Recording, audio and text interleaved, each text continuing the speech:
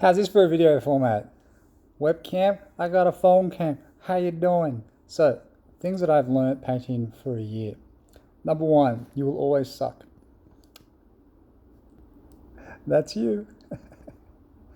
If you compare yourself to anyone, you're always going to be worse. And the thing is, when you compare yourself to people that objectively don't have as good technique as you, or anything, you're like, oh yeah, I'm a little bit better than them. They all produce something always that you'll look at and you'll think, damn, that is so much better than anything I can do. So you will always suck. And you need to accept that, and that's absolutely okay. The other thing is, the more you get better, the more you realize that you can't possibly get good at everything. It's very, very difficult. I was one of those people, and I still am, that I paint in volume. So I paint lots and lots and lots, and I've gotten better as a result. And here and there, I've looked at different things to get better, and I've gotten better. And I'm proficient. I think I'm a proficient painter. But I didn't really sit down and spend, 2 weeks on a miniature.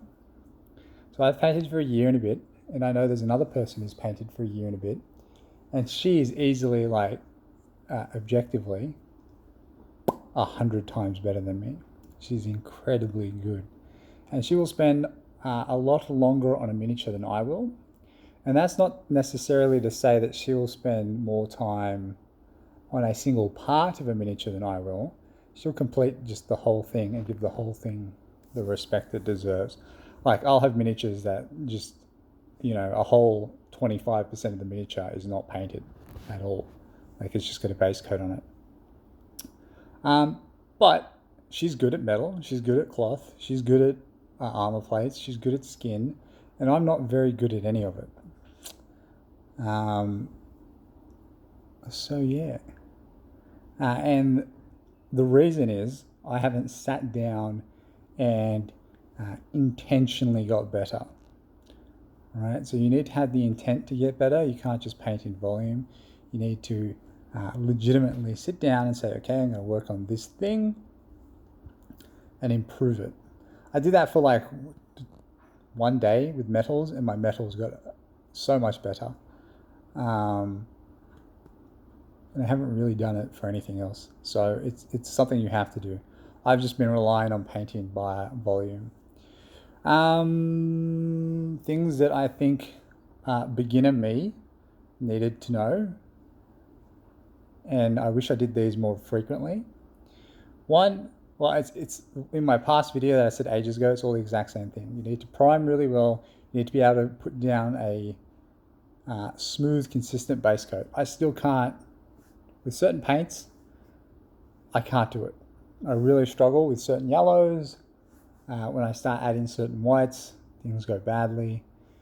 If I had this skill to put those paints down in a consistent, homogeneous, flat base coat, my painting would look a lot better, right? So there is that. Always have a good brush, right? Really, it is very important. You need to have a good brush. When it comes to doing the details, you need a good brush. Not a smaller brush, just with a brush that has a fine tip. And when you go back and forth between one that does have a good tip, one has a brand new tip, and one that's really been worn out, you definitely can tell the difference. It's like a night and day. So try to always have a brush with a good tip, and then look after that brush. With my beginner self, I probably would have said buy less miniatures. I have way too many miniatures. Legitimately sit down and work on getting good at certain things. Possibly get the airbrush earlier, just so I could prime, right? And then possibly get better at airbrushing, which I don't really do at all. I still just use the airbrush for priming. Or just legitimately just give up on all of that and just have a black can of rattle can. Just prime it and then start from dark to light and go from there. Another thing I'd probably tell a beginner me is use more colors. Right? Understand that if it's pointing up to the sky, maybe add some yellow. If it's pointing into the ground, maybe add some green.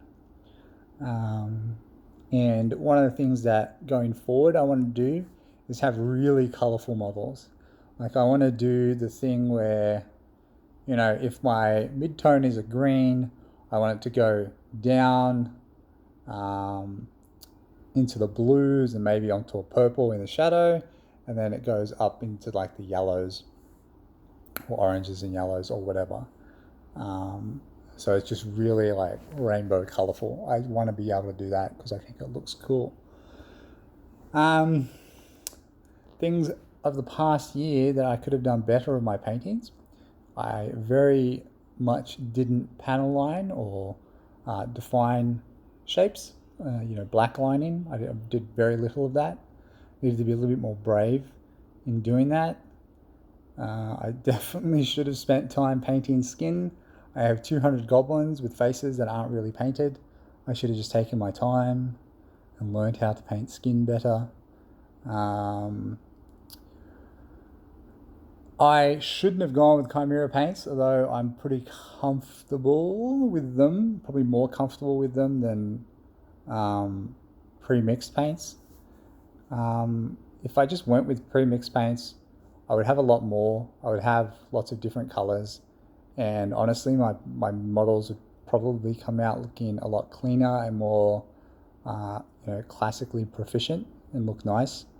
But I'm possibly better for having an ability to know about colors and what things I can do with colors, color mixing, color matching, all that kind of business from doing that.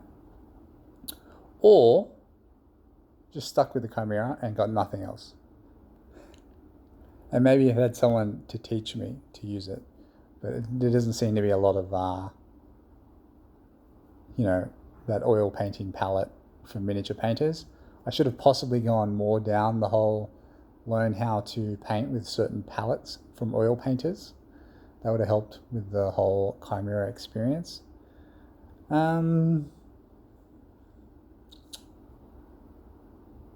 Sell your miniatures for dirt cheap, give them away, get rid of them. I've become a hoarder of miniatures. I have too many. They need to go. So into the new year, I'm going to be looking to get rid of those miniatures, many of them. Hopefully, I might even get rid of my goblins. We'll see. We shall see. But I need to slow down on that whole thing. What else? Stop scratching my toes. That'd be helpful. There's a toe right there. Oh, I'm not going to show you my foot. Lounging. I'm lounging. What else would there be? Oh, and when you watch a tutorial, so say I bought less miniatures, maybe one of the things I could have done was find a YouTuber that does a miniature from start to finish and actually follow them.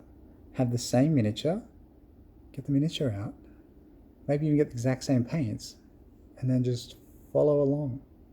Do exactly what they do. I did very little. In fact, I did none of that at all. What I would do is I'd watch videos, and I'd be like, oh, I'll do what that guy did in that video. And I start off, and then I just kind of see what happens. And I develop on my kind of own. So, yeah. So